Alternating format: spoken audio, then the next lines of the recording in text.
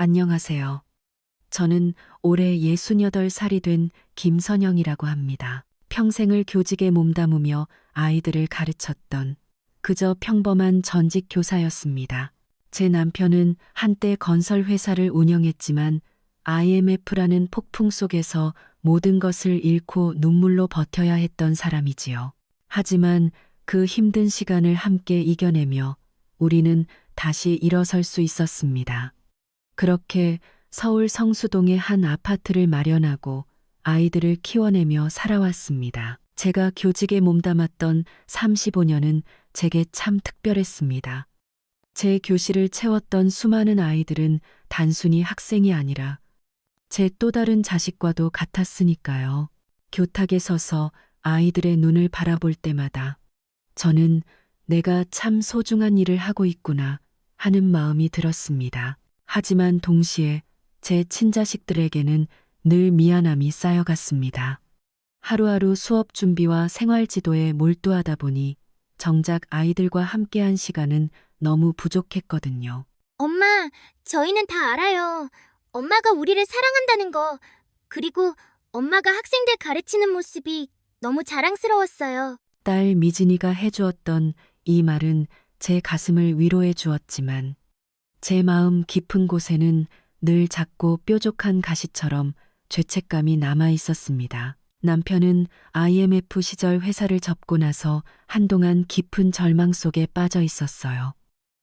새벽마다 베란다에 서서 몰래 눈물을 흘리던 그의 뒷모습을 저는 아직도 잊을 수 없습니다. 하지만 결국 그는 무너진 자리에서 다시 일어났고 가족을 지켜냈습니다. 그렇게 쌓아 올린 삶의 터전이 바로 우리가 살던 서울 아파트였습니다. 그런데 작년 봄 우리의 일상은 예고 없이 무너져 내렸습니다. 남편이 갑자기 쓰러진 것입니다. 그날 남편은 아침 식사 후 평소처럼 잠깐 산책을 나갔다가 집에 돌아오자마자 가슴을 부여잡으며 식은땀을 흘렸습니다. 그 얼굴은 제가 지금까지 본 어떤 표정보다 두려움에 가득 차 있었습니다. 저는 온몸이 굳어버린 듯 움직일 수 없었지만 정신을 붙잡고 급히 119를 불렀습니다. 구급차 사이렌 소리가 가까워질 때까지의 몇 분은 몇 시간처럼 길게 느껴졌습니다. 다행히도 빠른 처치 덕분에 남편은 큰 고비를 넘겼습니다. 하지만 담당 의사의 말은 제 심장을 얼어붙게 만들었습니다. 심장 상태가 심각합니다. 지금은 위기를 넘겼지만 도시의 스트레스와 오염된 환경이 증상을 악화시키고 있습니다. 앞으로 3년 안에 더 큰 위기가 올 수 있습니다. 자연 환경에서 생활하며 스트레스를 줄이지 않으면 위험합니다. 그날 밤 병실의 하얀 불빛 아래서 아들과 마주 앉았습니다. 늘 바쁘다는 이유로 자주 보지 못했던 아들이 아버지를 바라보며 눈시울을 붉혔습니다. 엄마, 아버지 건강이 최우선이에요. 이제 서울을 떠나 시골로 가시는 게 어떨까요? 공기 좋은 곳에서 지내시면 건강도 좋아지실 거예요. 제가 좋은 곳을 알아볼게요. 처음엔 단순히 아들의 과도한 걱정이라 여겼습니다. 하지만 남편이 병실에서 회복해가는 동안에도 아들은 계속 귀촌 이야기를 꺼냈습니다. 전원주택 정보를 보내주고 집값과 세금 이야기를 꺼내며 지금이 기회라고 말했습니다. 엄마, 요즘 세상은 너무 불안해요. 서울 집값도 언제 어떻게 될지 몰라요. 재건축도 불확실하고 세금도 자꾸 오르잖아요. 지금 집을 파는 게 현명한 선택일 것 같아요. 건강도 챙기시고요. 그 말에 남편은 점점 마음이 기울어 갔습니다. 병원에 가는 길마다 시끄럽고 복잡한 도로, 매연으로 가득 찬 거리를 지나면서 남편은 눈에 띄게 지쳐 보였습니다. 여보, 이젠 나도 조용한 곳에서 살고 싶어. 매연 대신 숲의 냄새, 경적 소리 대신 새소리를 들으며 아침을 맞이하고 싶어. 남편의 말에 저는 선뜻 대답할 수 없었습니다. 서울은 우리가 38년을 살아온 곳이었으니까요. 아이들의 학교, 직장, 손주의 웃음소리, 모든 추억이 스며 있는 곳을 떠난다는 건 결코 쉬운 결정이 아니었습니다. 하지만 무엇보다 남편의 건강이 걸려 있었습니다. 아들의 권유, 남편의 바람, 그리고 저 자신도 도시의 소음에 지쳐 있던 터라 결국 마음이 흔들리기 시작했습니다. 마침내 운명의 결정적인 순간이 찾아왔습니다. 남편의 오랜 친구가 찾아와 귀촌 매물을 소개한 것입니다. 그는 부동산 중개업을 하고 있었는데 심각할 정도로 진지한 표정으로 말했습니다. 남편의 말에 저는 선뜻 대답할 수 없었습니다. 서울은 우리가 38년을 살아온 곳이었으니까요. 아이들의 학교, 직장, 손주의 웃음소리, 모든 추억이 스며 있는 곳을 떠난다는 건 결코 쉬운 결정이 아니었습니다. 하지만 무엇보다 남편의 건강이 걸려 있었습니다.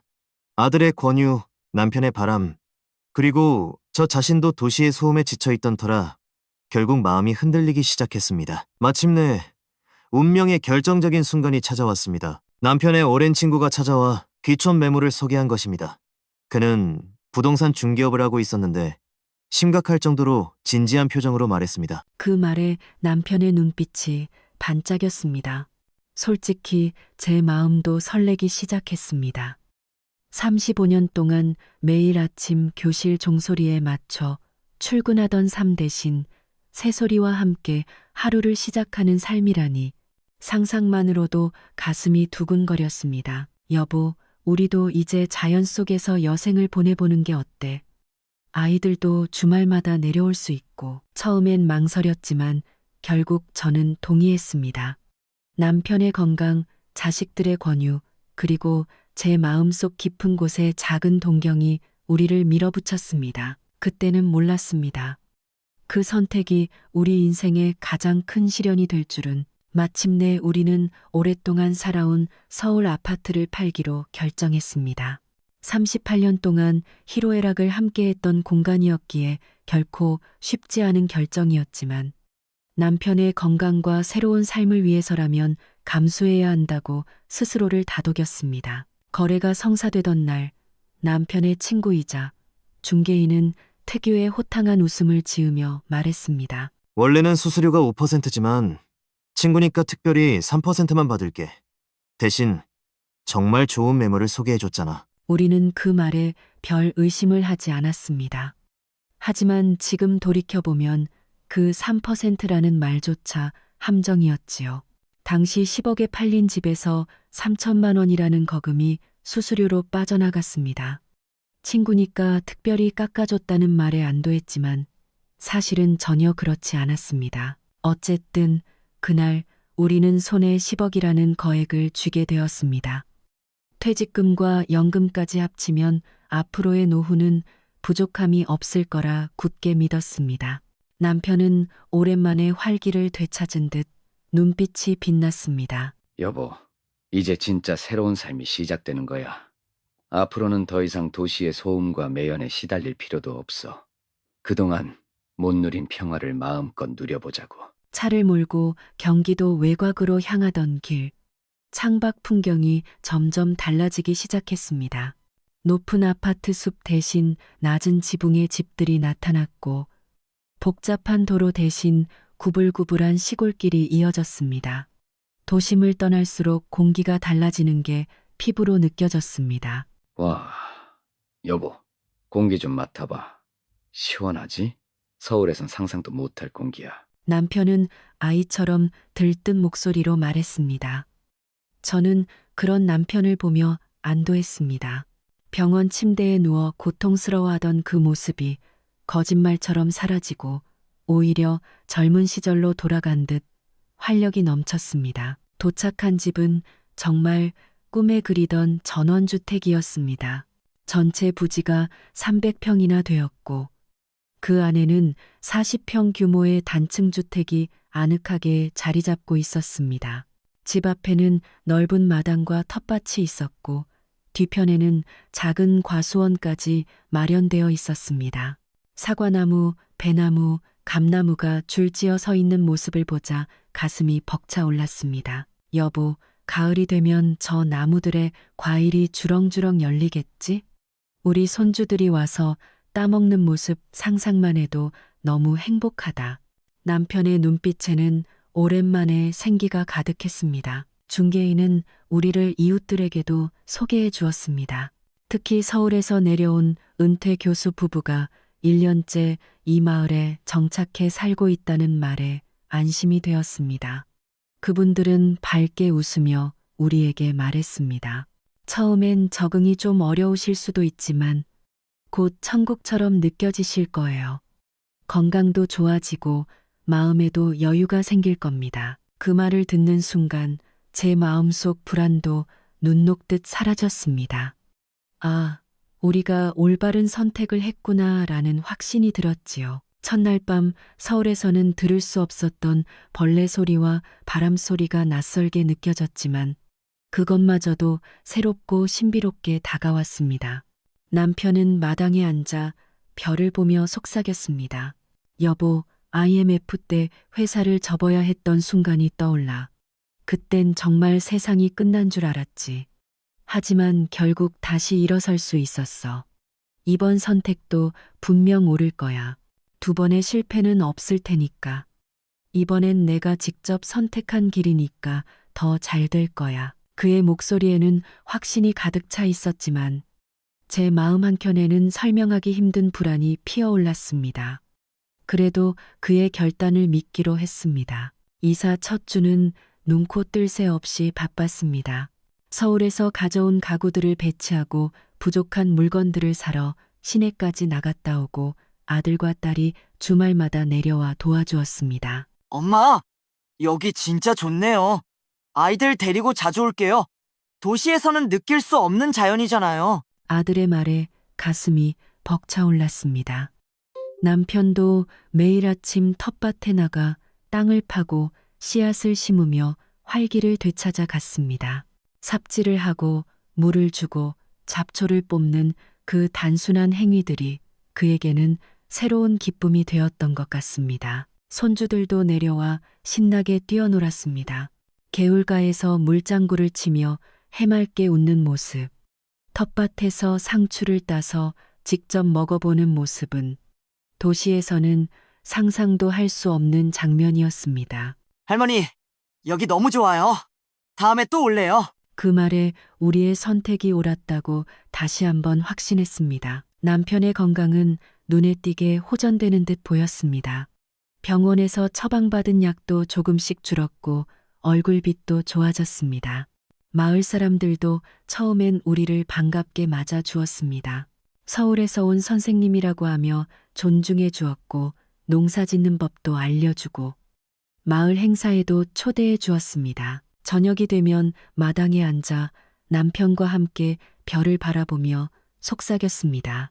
여보, 여기가 진짜 천국인가 봐요. 당신 건강도 좋아지고 아이들도 자주 오고 손주들도 행복해하고 그 순간만큼은 모든 게 완벽해 보였습니다. 도시에 살 땐 아무렇지도 않게 생각했던 일이 시골에선 큰 불편으로 다가왔습니다. 장을 보려면 차를 타고 30분을 달려야 겨우 작은 마트가 나왔습니다. 대형마트에 가려면 무려 1시간을 가야 했습니다. 남편과 저 모두 운전을 할 수 있었지만 앞으로 나이가 더 들면 언제까지 이렇게 운전할 수 있을까 걱정이 되었습니다. 여보, 우리 나이 더 들면 어떻게 해요? 택시라도 불러야 할 텐데 이 시골까지 올 기사가 있을까요? 제가 불안한 마음을 털어놓자 남편은 아직도 낙관적인 표정을 지으며 말했습니다. 걱정 마. 그때 되면 다른 방법이 있겠지. 지금은 이곳 생활에 적응하는 데 집중하자고. 하지만 가장 큰 문제는 역시 병원이었습니다. 가까운 의원은 있었지만 큰 병원은 차로 2시간이나 걸렸습니다. 남편은 정기적으로 심장 검진을 받아야 했기에 결국 다시 서울까지 왕복해야 했습니다. 왕복 4시간 교통비와 체력 소모는 예상보다 훨씬 큰 부담이었습니다. 처음엔 건강이 호전되는 듯 보이던 남편도 2달쯤 지나자 조금씩 달라지기 시작했습니다. 여보, 요즘 숨이 좀 차네. 남편은 텃밭에서 일을 하다 말고 자주 쉬었습니다. 밤에는 가슴이 답답하다며 깨어있는 시간이 늘어났습니다. 병원에 가봐야 하는 거 아니에요? 제가 조심스레 묻자 남편은 고개를 저으며 말했습니다. 괜찮아. 조금 피곤한 것뿐이야. 오히려 서울보단 공기가 좋아서 건강해지는 것 같아. 저는 그의 말을 믿고 싶었지만 마음 깊은 곳에서 불안이 스멀스멀 피어올랐습니다. 마을 사람들과의 관계도 처음처럼 따뜻하지는 않았습니다. 어느 날 마을 이장이 집에 찾아왔습니다. 서울에서 오신 선생님 맞으시죠? 마을 회비를 거두러 왔습니다.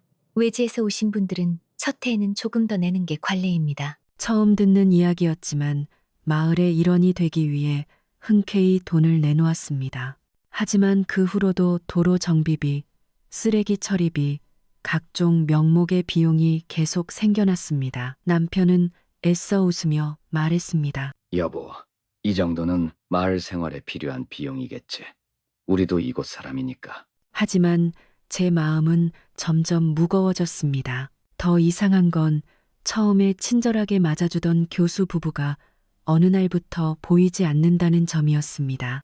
용기를 내어 찾아가 보니 그들은 잠시 서울에 일이 있다며 떠날 준비를 하고 있었습니다.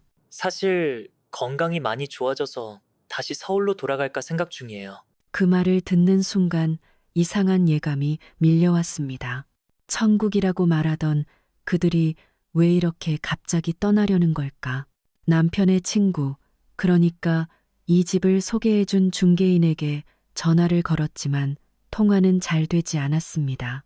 문자를 보내도 답이 늦었고 만나자는 요청에는 늘 바쁘다는 핑계뿐이었습니다. 남편도 불안한 기색을 감추지 못했습니다. 여보, 우리 뭔가 잘못된 선택을 한 게 아닐까? 그의 눈빛에서 처음으로 확신 대신 불안을 읽을 수 있었습니다. 그렇게 귀촌 생활 4개월 차, 우리는 남편의 정기 검진 때문에 오랜만에 서울로 올라갔습니다. 병원에서 검진을 마치고 예전 동네를 지나가다 남편이 말했습니다. 여보, 우리 아파트 한번 들러볼까? 심장이 두근거렸습니다. 아파트 단지에 들어서자 재건축 준비가 한창이었습니다. 주민들이 모여 이야기하는 모습, 아이들이 뛰어노는 풍경, 모두가 낯설면서도 동시에 그리운 장면이었습니다. 우연히 옆집에 살던 주민을 만났습니다. 엄마, 아빠, 시골 생활은 괜찮으세요? 저는 억지로 미소를 지으며 괜찮다고 대답했지만 사실은 마음속 깊은 곳에서 불안이 거세게 일렁이고 있었습니다. 남편은 무거운 표정으로 서류를 꺼내 들었습니다. 여보, 내가 알아본 게 있어. 우리 집을 중개한 그 친구. 사실 알고 보니 그 지역 땅을 싸게 사들여서 서울 사람들에게 비싸게 되파는 일을 하고 있더라고. 우리가 그 피해자 중 하나인 것 같아. 들에게 비싸게 되파는 일을 하고 있더라고. 우리가 그 피해자 중 하나인 것 같아. 그의 말에 숨이 막히는 듯 했습니다. 그게 무슨 말이에요? 우리는 친구라고 믿었잖아요. 수수료도 원래 3%라더니 자세히 보니 거의 10%에 가까운 돈을 챙겼어. 우리가 확인을 제대로 안 했던 거야. 계약서와 영수증을 다시 꼼꼼히 살펴보니 정말 수수료만 9천만 원 가까이 지불한 상태였습니다. 눈앞이 캄캄해졌습니다. 남편은 여러 번 전화를 걸었지만 연결조차 되지 않았습니다. 결국 문자로 항의하자 돌아온 답은 차갑기만 했습니다. 계약은 정당하게 진행된 거야. 너희도 좋은 집 얻었잖아. 이제 와서 왜 그러는지 모르겠네. 배신감이 몰려왔습니다. 친구라고 믿었던 사람이었는데 결국 우리를 이용해 자기 이익을 챙겼던 것입니다. 더 큰 충격은 교수 부부의 집이 비어 있다는 사실이었습니다. 한 달 전에 서울로 돌아가셨어요. 애초에 오래 살 생각이 없었대요. 건강 회복되면 떠날 계획이었죠. 이웃 주민의 말은 우리를 얼어붙게 만들었습니다. 천국이라며 확신을 심어주던 그들의 미소가 이제는 의도적인 연출처럼 느껴졌습니다. 어쩌면 우리를 안심시키기 위한 미끼였을지도 모른다는 생각이 들었습니다. 간이 지나며 아들과의 관계에도 균열이 생기기 시작했습니다. 처음엔 자주 내려오던 아들이 점점 발길을 끊었고 전화를 하면 늘 바쁘다는 대답뿐이었습니다. 저는 답답한 마음에 아들의 집을 직접 찾아갔습니다. 현관에 놓인 새 가구와 가전제품들, 그리고 책상 위에 놓인 서류 한 장이 제 눈길을 사로잡았습니다. 그것은 대출 계약서였습니다. 담보는 다름 아닌 오피스텔이었습니다. 준서야, 이게 뭐니? 아들은 잠시 망설이다가 결국 실토했습니다. 사실 부모님이 집 하실 때 그 돈으로 제가 강남에 오피스텔을 샀어요. 투자 목적으로요. 그 순간 제 가슴은 무너져 내렸습니다. 그런 큰 결정을 왜 말도 안 했니? 그리고 네가 우리한테 시골 내려가라고. 그렇게 말한 이유가 결국 아들의 표정은 굳어졌습니다. 엄마, 저도 제 가정을 챙겨야 해요.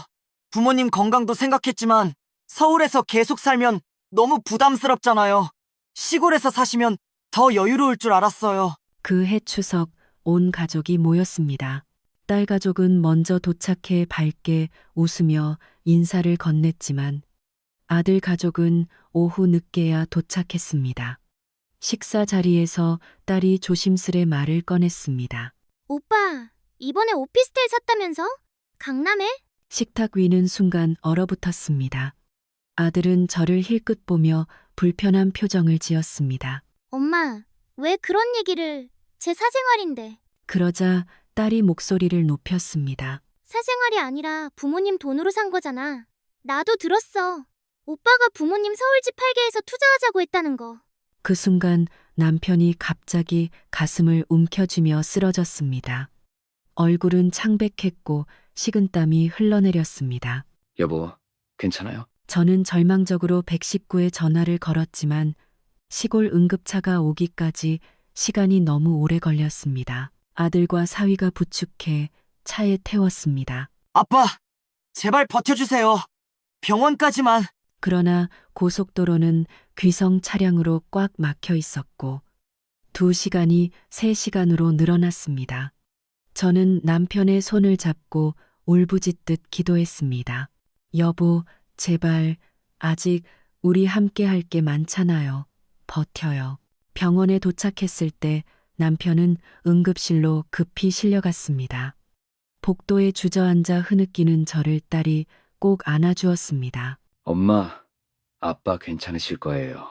하지만 이렇게 멀리 사시면 안 될 것 같아요. 다행히 남편은 위기를 넘겼지만 의사의 말은 무겁게 울려 퍼졌습니다. 협심증 재발입니다.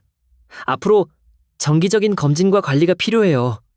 하지만 무엇보다 중요한 건 가까운 대형 병원과 30분 내거리에 사셔야 한다는 겁니다. 다음엔 운이 좋지 않을 수도 있습니다. 저는 그 자리에서 숨조차 쉴 수 없었습니다. 우리 삶을 완전히 걸고 내려온 시골에서 이제는 다시 떠나야 한다니. 남편은 병실 창밖을 멍하니 바라보다가 제 손을 잡으며 힘없이 말했습니다. 여보, 내가 또다시 가족을 실망시켰네. IMF 때보다 더 무력해. 이번에는 내가 선택한 길인데 그 선택이 우리를 망치고 말았어. 그의 눈에서 눈물이 흘러내렸습니다. 평생 강인했던 그가 무너져 내리는 모습에 제 가슴도 함께 찢어지는 듯 했습니다. 남편의 치료와 정기 검진으로 인해 병원비 지출은 눈덩이처럼 불어났습니다. 왕복 4시간의 교통비, 택시를 불러야 할 때마다 드는 수십만 원의 비용은 감당하기 힘들었습니다. 거기에 난방비, 약값, 예상치 못한 생활비까지 겹치니 통장 잔고는 빠르게 줄어들었습니다. 여보, 이러다 정말 노후 자금이 다 바닥나겠어. 제가 속삭이듯 말하자 남편은 조용히 고개를 끄덕였습니다. 그의 목소리는 점점 힘을 잃어갔습니다. 결국 우리는 집을 시장에 내놓았습니다. 하지만 시골 부동산 시장은 이미 얼어붙어 있었습니다. 부동산 중개인은 솔직하게 털어놨습니다. 솔직히 말씀드리면 선생님 댁 주변으로 비슷한 사연으로 팔려는 집이 수두룩합니다.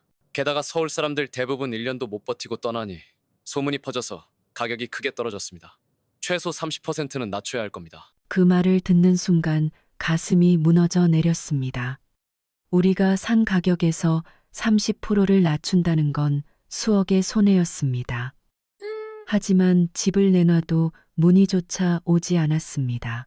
설상가상으로 마을 이장은 계속 우리를 압박했습니다. 서울에서 오신 분들은 형편이 좋으시잖아요. 마을을 위해 조금 더 내셔야죠. 처음엔 이해하려 했지만 갈수록 명목 없는 요구가 늘어났습니다. 도로 확장 공사비, 마을 행사비, 쓰레기 처리비, 남편은 결국 폭발했습니다. 우리가 지금까지 얼마나 냈는지 아세요? 다른 집 두세 배는 냈을 겁니다. 더는 못 냅니다. 이장의 표정은 단단히 굳었습니다. 그날 이후 마을 사람들의 시선은 차갑게 바뀌었습니다. 시장에서 인사를 해도 시큰둥하게 대꾸하거나 모른 척하기 일쑤였습니다. 따뜻하게 맞아주던 미소는 사라지고 우리는 점점 이방인이 되어 갔습니다. 겨울이 다가오자 상황은 더 심각해졌습니다. 시골집 난방은 기름 보일러였는데 기름값이 너무 비쌌습니다. 첫 달 난방비 고지서를 받아들었을 때 저는 눈을 의심했습니다. 무려 50만 원이 넘게 나온 것입니다. 여보, 이게 말이 돼요? 서울 아파트에 살 때는 이렇게 나오지 않았잖아요. 남편도 놀란 표정이었습니다. 도시가스가 없으니 어쩔 수 없지. 앞으로는 방 하나만 데우고 살아야겠어. 그렇게 우리는 겨울 내내 작은 방 하나에만 의지하며 살았습니다. 두꺼운 내복을 입고 이불을 겹겹이 덮고도 한밤중에 화장실에 가려면 몸이 떨려올 정도였습니다. 그러던 어느 날 밤 갑자기 전기가 나갔습니다. 난방은 멈추고 집안은 순식간에 얼음장처럼 차가워졌습니다. 우리는 촛불 하나에 의지해 서로를 꼭 껴안고 추위와 두려움에 떨었습니다. 다음 날 오후가 되어서야 전기가 복구되었습니다. 도시에선 상상할 수도 없는 일이었지만 시골에서는 흔한 일이라고 했습니다. 그날 새벽 옆집 김씨 아저씨가 손전등을 들고 찾아와 따뜻한 도시락과 보온병을 건네주셨습니다. 여기는 겨울에 종종 정전이 납니다. 앞으로 이런 일 있으면 언제든 말씀하세요. 남편은 협심증 외에도 관절염이 심해졌고 저는 허리 디스크가 악화되어 잠자리에서 일어나기도 힘들었습니다. 텃밭은 더 이상 가꿀 수 없었고 잡초만 무성하게 자라나 있었습니다. 어느 날 저는 텃밭에서 잠깐 일하다가 허리를 삐끗해 극심한 통증에 쓰러졌습니다. 남편이 급히 119에 전화했지만 구급차가 오는데 무려 40분이 걸렸습니다. 죄송합니다. 산길이라 위치 찾는데 시간이 오래 걸렸습니다. 구급대원의 말은 차갑게 들렸습니다. 그 순간 깨달았습니다. 우리가 이곳에서 버틴다면 언젠가는 몸과 마음이 완전히 무너지고 말 것이라는 사실을요. 어느 날 저는 용기를 내어 딸에게 전화를 걸었습니다. 미진아, 엄마가 좀 부탁할 게 있어. 우리가 지금 상황이 많이 어려워졌어. 잠시 침묵이 흐른 뒤 딸의 목소리가 떨리며 들려왔습니다. 그 말에 제 마음이 무너져 내렸지만 이해할 수밖에 없었습니다. 딸 역시 자기 삶을 꾸려가야 했으니까요. 다음은 아들에게 전화를 걸었습니다. 준서야, 엄마 아빠가 지금 좀 힘들어. 병원비도 많이 들고 집도 안 팔려서. 수화기 너머로 깊은 한숨 소리가 들렸습니다. 엄마, 사실 저도 상황이 안 좋아요. 제가 산 오피스텔 값이 떨어지고 대출이자도 올라서 월급의 절반 이상이 대출 상환으로 나가고 있어요. 날씨는 점점 더 추워졌습니다. 기름 보일러 난방비는 감당할 수 없을 정도로 치솟아 결국 우리는 작은 방 하나만 겨우 데우며 지냈습니다. 두꺼운 이불을 여러 겹 덮고 내복을 껴입어도 한밤중에 화장실에 가려면 온몸이 떨렸습니다. 남편은 밤마다 가슴 통증으로 잠에서 깼고 저는 허리 통증 때문에 몸을 제대로 움직이지 못했습니다. 서로의 신음을 들으며 이곳에서의 삶이 점점 우리를 병들게 하고 있다는 사실을 뼈저리게 느꼈습니다. 그러던 어느 날 밤 갑자기 전기가 나갔습니다. 난방은 멈추고 집안은 순식간에 얼어붙은 듯 차가워졌습니다. 촛불 하나를 켜놓고 우리는 서로를 꼭 껴안고 추위와 어둠을 견뎌야 했습니다. 그 새벽 옆집 김씨 아저씨가 손전등을 들고 찾아와 따뜻한 도시락과 보온병을 내밀었습니다. 여기는 겨울에 종종 정전이 납니다. 너무 힘들어하지 마시고 필요하면 언제든 말씀하세요. 그 따뜻한 마음에 눈물이 쏟아졌습니다. 모두가 우리를 외면한 건 아니었습니다. 이 작은 온기가 절망 속에서 잠시나마 우리를 지탱해 주었습니다. 어느 날 저는 인터넷을 검색하다가 우연히 귀촌 실패자 모임이라는 온라인 카페를 발견했습니다. 망설이다가 가입해 보았습니다. 그곳에는 우리와 비슷한 사연을 가진 사람들이 많았습니다. 저도 3년 전에 서울 집 팔고 귀촌했다가 망했습니다. 우리도 처음엔 좋았는데 1년 지나니 건강 문제로 도저히 못 살겠더군요. 집이 안 팔려서 결국 반값에 급매했어요. 이들의 이야기를 읽으며 우리만 겪는 일이 아니라는 사실에 조금은 위로를 받았습니다. 그중 한 분이 제안했습니다. 우리 오프라인으로 모이면 어떨까요? 서로 지혜도 나누고 방법도 찾을 수 있을 것 같아요. 그 모임에서 만난 사람들은 다양한 경험을 나눴습니다. 어떤 이는 집을 전세로 내주고 근처 도시로 이주했다고 했고, 또 다른 이는 정부의 빈집 살리기 사업에 집을 등록해 보조금을 받았다고 했습니다. 무엇보다 중요한 건 우리가 혼자가 아니라는 사실이었습니다. 같은 아픔을 겪는 이들과 연대한다는 것만으로도 마음이 한결 가벼워졌습니다. 모임에서 만난 한 변호사 출신 귀촌자가 우리 이야기를 듣더니 조언해 주었습니다. 중개인이 수수료를 과도하게 받았다면 분명 불법입니다. 계약서와 영수증을 검토해 보세요. 소송을 통해 일부라도 돌려받을 가능성이 있습니다. 그 말에 처음으로 희망이 싹 트는 듯 했습니다. 비록 모든 돈을 되찾을 수는 없겠지만 정당한 권리를 찾기 위한 싸움을 시작할 수 있다는 것만으로도 마음이 조금은 가벼워졌습니다. 어느 날 딸이 우리 집을 찾아왔습니다. 엄마, 아빠, 좋은 소식이 있어요. 우리 집 근처에 작은 아파트를 전세로 구했어요. 엄마 아빠가 그곳에서 지내시면 병원도 가깝고 생활도 훨씬 편할 거예요. 저는 순간 마음이 복잡해졌습니다. 평생 자식들을 위해 희생하며 살아왔는데 이제는 자식에게 의지해야 한다니 자존심이 상했습니다. 미진아, 그건 너무 부담스러워. 너희도 살림이 빠듯할 텐데. 그러자 딸은 제 손을 꼭 잡으며 눈빛을 반짝였습니다. 엄마, 이건 제 마음이에요. 엄마 아빠가 저를 위해 얼마나 고생하셨는데 이제는 제가 도와드릴 차례예요. 그 따뜻한 말에 눈물이 솟구쳤습니다.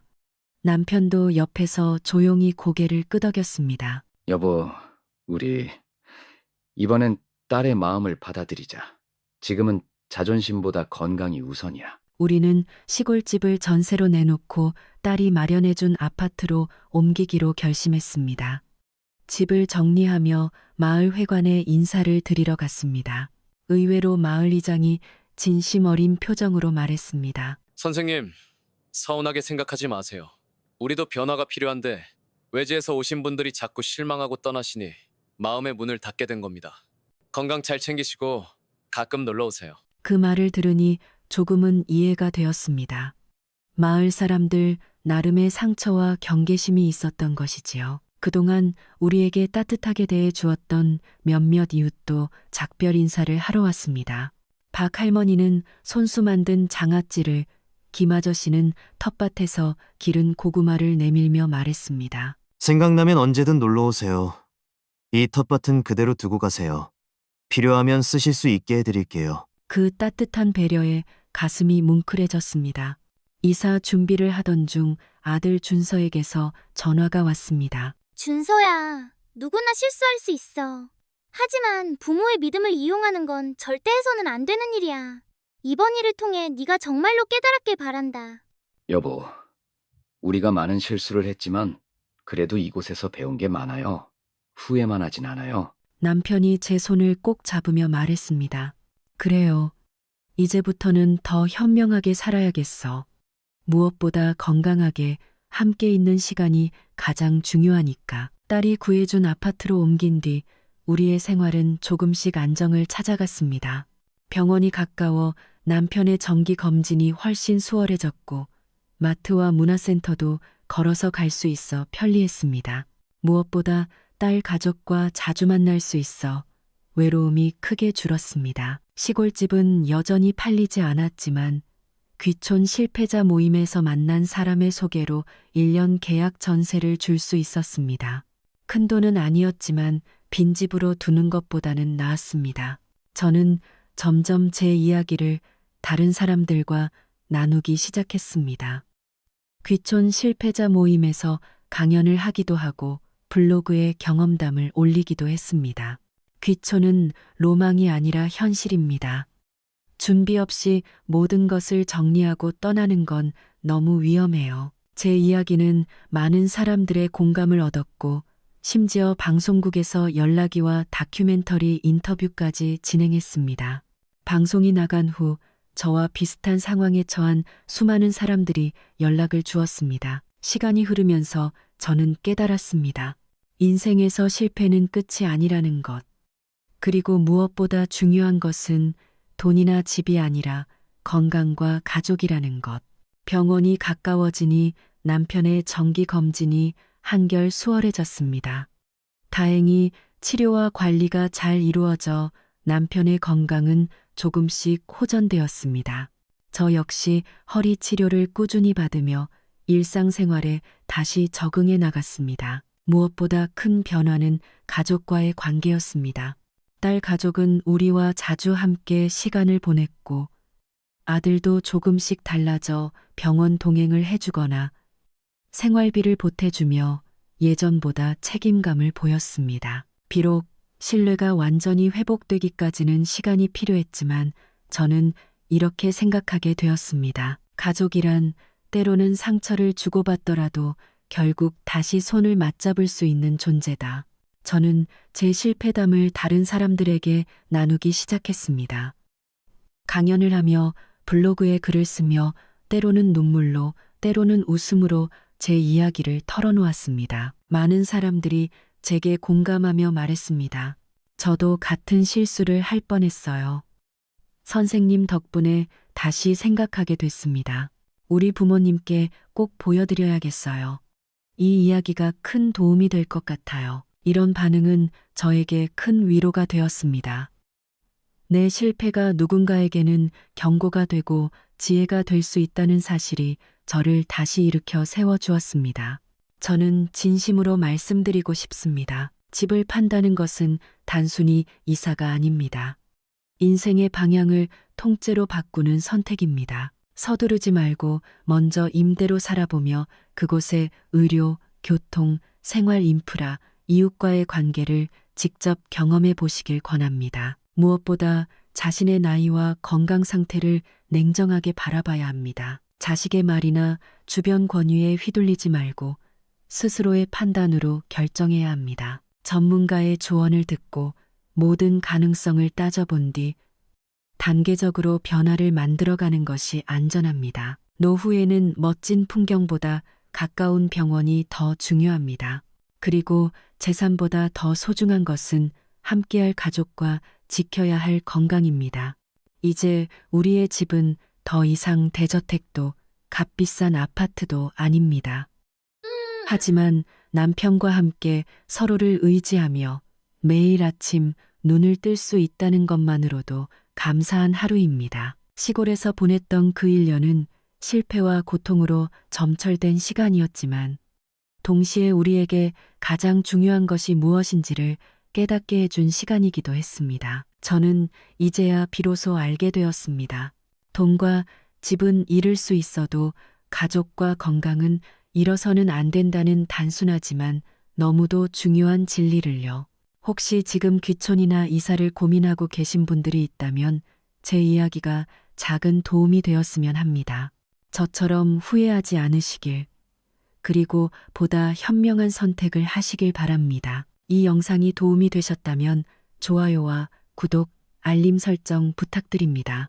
여러분의 댓글 하나가 누군가에겐 큰 위로가 되고 또 다른 누군가에겐 인생을 바꾸는 계기가 될 수 있습니다. 다음 영상에서는 더 따뜻하고 유익한 황혼의 이야기로 찾아뵙겠습니다. 끝까지 들어주셔서 감사합니다.